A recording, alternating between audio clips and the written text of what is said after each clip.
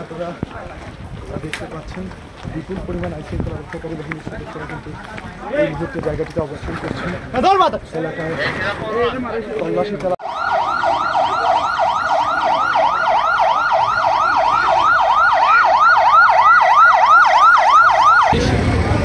অবস্থান নিয়ন্ত্রণের জন্য পুলিশের সাথে তারা কিন্তু পুলিশ গাড়িগুলোকে টার্গেট করে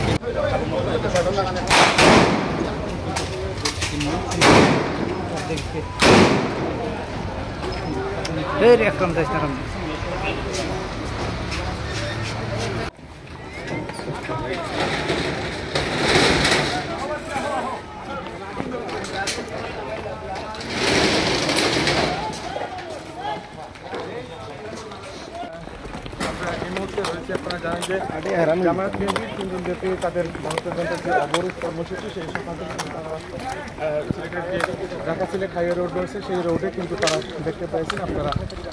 সেই রোডে কিন্তু আমরা বিভিন্ন জায়গায় কিন্তু তারা রাস্তায় গাছ ফেলে বিভিন্ন গাড়িতে অংশ হিসেবে আমরা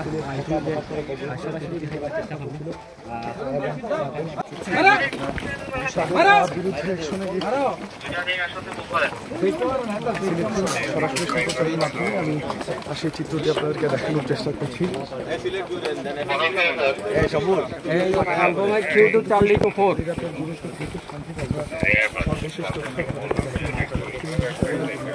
গ্রামের